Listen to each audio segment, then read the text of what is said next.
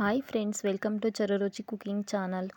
ಇವತ್ತಿನ ವಿಡಿಯೋದಲ್ಲಿ ಮಸಾಲ ಚಿತ್ರಾನ್ನ ಹೇಗೆ ಮಾಡೋದು ಅಂತ ತಿಳಿಸ್ಕೊಡ್ತೀನಿ. ವಿಡಿಯೋನ ಸ್ಕಿಪ್ ಮಾಡದೆ ಕೊನೆವರೆಗೂ ನೋಡಿ. ಇದಂತೂ ತುಂಬಾ ಚೆನ್ನಾಗಿರುತ್ತೆ. ಒಂದೇ ಥರ ತಿಂದು ಬೋರ್ ಆಗಿದ್ದರೆ ಈ ರೀತಿ ಮಸಾಲ ಚಿತ್ರಾನ್ನ ಮಾಡ್ಕೊಂಡು ತಿನ್ನಿ, ತುಂಬಾ ರುಚಿಯಾಗಿರುತ್ತೆ. ಬನ್ನಿ ಏನೆಲ್ಲ ಇಂಗ್ರೀಡಿಯೆಂಟ್ಸ್ ಹಾಕ್ತೀನಿ ಅಂತ ತಿಳಿಸ್ಕೊಡ್ತೀನಿ. ಮೊದಲಿಗೆ ನಾನಿಲ್ಲಿ ಖಾರಕ್ಕೆ ಒಂದು 5 ಹಸಿಮೆಣಸಿಕಾಯಿನ ಹಾಕೊಳ್ತಾ ಇದ್ದೀನಿ. ಹಾಗೆ 1 ಇಂಚು ಶುಂಠಿ, ಹಾಗೆಯೇ 1 ಗಡ್ಡೆ ಬೆಳ್ಳುಳ್ಳಿನ ಹಾಕೊಳ್ತಾ ಇದ್ದೀನಿ.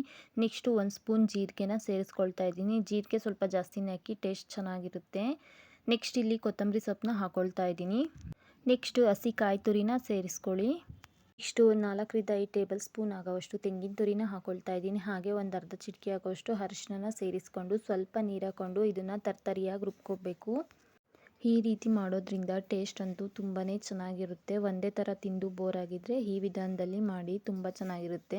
ನೋಡಿ, ಈ ರೀತಿ ತರ್ತರಿಯಾಗಿ ರುಬ್ಕೊಂಡು ಸೈಡಲ್ಲಿ ಇಟ್ಕೊಳ್ಳಿ. ನೆಕ್ಸ್ಟ್ ಒಂದು ಕಡಾಯಿ ತೊಗೊಳ್ಳಿ. ಕಡಾಯಿ ಬಿಸಿ ಆದಮೇಲೆ 5ರಿಂದ 6 ಟೇಬಲ್ ಸ್ಪೂನ್ ಆಗೋವಷ್ಟು ಆಯಿಲ್ನ ಸೇರಿಸ್ಕೊಳ್ಳಿ. ಆಯಿಲ್ ಎಲ್ಲ ಚೆನ್ನಾಗಿ ಬಿಸಿ ಆದಮೇಲೆ ಒಗ್ಗರಣೆಗೆ ಶೇಂಗಾ ಬೀಜ, ಹಾಗೆ ಕರ್ಬೇವಿನ ಸೊಪ್ಪು, ಉದ್ದಿನಬೇಳೆ, ಕಡಲೆಬೇಳೆ, ಜೀರಿಗೆ, ಸಾಸಿವೆನ ತೊಗೊಂಡಿದ್ದೀನಿ. ಸ್ವಲ್ಪ ಜಾಸ್ತಿನೇ ತೊಗೊಳ್ಳಿ, ಟೇಸ್ಟ್ ಚೆನ್ನಾಗಿರುತ್ತೆ ಬಾಯಿಗೆ ಸಿಕ್ಕಿದ್ರೆ. ನೆಕ್ಸ್ಟ್ ಆಯಿಲ್ ಬಿಸಿಯಾಗಿದೆ. ಇವಾಗ ಒಗ್ಗರಣೆಗೆ ಕಡಲೆ ಬೀಜ ಎಲ್ಲ ಸೇರಿಸ್ಕೊಂಡು ಚೆನ್ನಾಗಿ ಫ್ರೈ ಮಾಡ್ಕೊಳ್ಳಿ. ಸ್ವಲ್ಪ ಕಲರ್ ಚೇಂಜ್ ಆಗೋವರೆಗೂ ಫ್ರೈ ಆದರೆ ಸಾಕಾಗುತ್ತೆ. ನೆಕ್ಸ್ಟು ಒಂದು ಚಿಕ್ಕದಾಗಿ ಕಟ್ ಮಾಡಿ ಇಟ್ಕೊಂಡಿರೋ ಈರುಳ್ಳಿನ ಸೇರಿಸ್ಕೊಬೇಕು. ಇದೆಲ್ಲ ಚೆನ್ನಾಗಿ ಫ್ರೈ ಆದಮೇಲೆ ಈರುಳ್ಳಿ ಏನು ಜಾಸ್ತಿ ಹಾಕೋಕ್ಕೆ ಹೋಗಬೇಡಿ, ಒಂದಾದರೆ ಸಾಕಾಗುತ್ತೆ. ತುಂಬ ಚೆನ್ನಾಗಿರುತ್ತೆ, ಒಂದು ಸಲ ಟ್ರೈ ಮಾಡಿ. ನೆಕ್ಸ್ಟ್ ಈರುಳ್ಳಿನ ಹಾಕ್ಕೊಳ್ಳೋಣ. ಇದು ಅಷ್ಟೇ, ಸ್ವಲ್ಪ ಕಲರ್ ಚೇಂಜ್ ಆಗೋವರೆಗೂ ಫ್ರೈ ಆದರೆ ಸಾಕಾಗುತ್ತೆ. ಈರುಳ್ಳಿ ಜಾಸ್ತಿ ಏನು ಫ್ರೈ ಮಾಡೋದೇನು ಬೇಕಾಗಲ್ಲ. ಈ ರೀತಿ ರುಬ್ಬಿ ಮಾಡೋದ್ರಿಂದ ಟೇಸ್ಟ್ ಅಂತೂ ಚೆನ್ನಾಗಿರುತ್ತೆ. ಮಿಸ್ ಮಾಡದೆ ಟ್ರೈ ಮಾಡಿ. ನೆಕ್ಸ್ಟ್ ಇದೆಲ್ಲ ಚೆನ್ನಾಗಿ ಫ್ರೈ ಆಗ್ತಾ ಇದ್ದಂಗೆ ಆವಾಗಲೇ ರುಬ್ಬಿಟ್ಕೊಂಡಿರೋ ಮಿಶ್ರಣನ ಸೇರಿಸ್ಕೊಳ್ಬೇಕು. ಇನ್ನೂ ಸ್ವಲ್ಪ ಈರುಳ್ಳಿ ಕಲರ್ ಚೇಂಜ್ ಆಗಬೇಕು. ನೆಕ್ಸ್ಟ್ ಇವಾಗ ರುಬ್ಬಿಟ್ಕೊಂಡಿರೋ ಮಿಶ್ರಣನ ಸೇರಿಸೋಣ ಬನ್ನಿ. ಇವಾಗೆಲ್ಲ ಚೆನ್ನಾಗಿ ಈರುಳ್ಳಿ ಫ್ರೈ ಆಗಿದೆ. ನೋಡ್ತಾ ಇದ್ದೀರಲ್ಲ, ಹಾಕ್ಕೊಳ್ತಾ ಇದ್ದೀನಿ. ಇದು ಅಷ್ಟೇ, ಚೆನ್ನಾಗಿ ಎಣ್ಣೆ ಬಿಡೋವರೆಗೂ ಫ್ರೈ ಮಾಡ್ಕೊಳ್ಬೇಕು. ಮಿಕ್ಸ್ ಮಾಡಿಕೊಂಡು ಚೆನ್ನಾಗಿ. ಇವಾಗ ರುಚಿಗೆ ತಕ್ಕಷ್ಟು ಉಪ್ಪನ್ನ ಸೇರಿಸ್ಕೊಳ್ಳಿ. ಇದೆಲ್ಲ ಚೆನ್ನಾಗಿ ಸ್ವಲ್ಪ ಫ್ರೈ ಆದಮೇಲೆ ಇದು ಸ್ವಲ್ಪ ಹಸಿ ಸ್ಮೆಲ್ ಹೋಗಬೇಕು. ಒಗ್ಗರಣೆಯಲ್ಲಿ ಎಲ್ಲ ಹಸಿದೇ ಹಾಕಿರೋದ್ರಿಂದ, ಹಸಿ ಮೆಣಸಿನ್ಕಾಯಿ ಎಲ್ಲ ಹಾಕಿರೋದ್ರಿಂದ ಚೆನ್ನಾಗಿ ಹಸಿ ಸ್ಮೆಲ್ ಹೋಗೋವರೆಗೂ ಚೆನ್ನಾಗಿ ಒಂದ್ಸಲ ಮಿಕ್ಸ್ ಮಾಡ್ಕೊಳ್ಬೇಕು.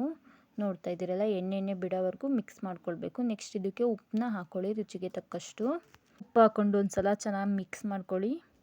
ನೆಕ್ಸ್ಟ್ ಇದಕ್ಕೆ ನಾವು ನಿಂಬೆ ರಸನ ಹಾಕ್ಕೊಳ್ಬೇಕು. 1 ನಿಂಬೆಹಣ್ಣಾದರೆ ಸಾಕಾಗುತ್ತೆ, ಜಾಸ್ತಿ ಏನು ಹುಳಿ ಬೇಡ, ಒಂದಾದರೆ ಸಾಕಾಗುತ್ತೆ.